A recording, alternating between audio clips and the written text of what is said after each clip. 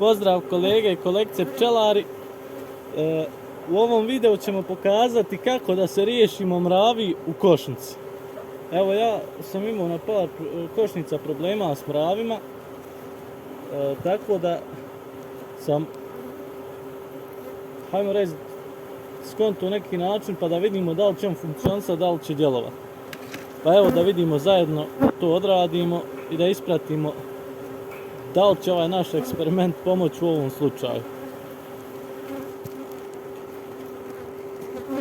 A šta ćemo raditi?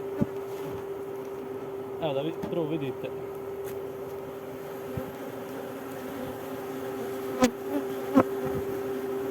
Evo, to su naši drugari mravići.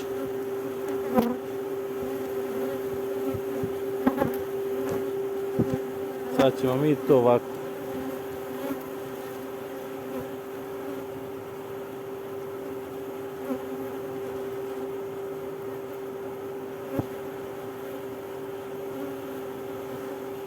Šta ćemo raditi? Jednostavno uzet ćemo najlon, staviti preko satonoša i donijet ću staviti ram hranilicu. Tako da ćemo u tu ram hranilicu dodavati šećer. Ove hranilice ćemo izbaciti. Evo, ja ovdje trenutno nemam te hranilice, ali ću vam pokazati ovaj jednostavan postupak. Evo ovako stavljamo sa strane. Samo da ja donesem najlon.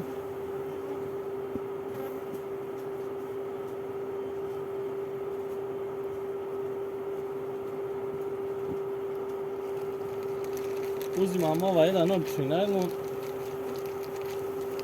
i stavljamo ovako. I to je, što bi rekli, sva mudrolija. Ove mrave ćemo otresti.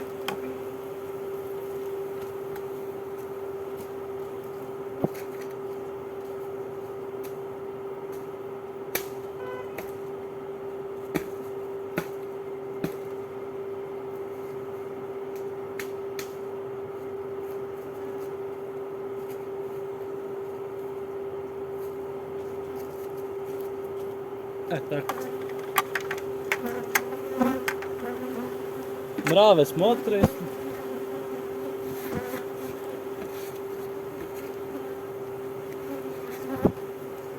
Znači, šta ćemo raditi? Samo ram hranilicu ćemo dodati ovdje i u nju dodavati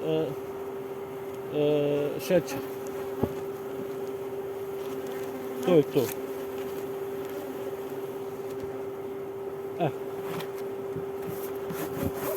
Tako.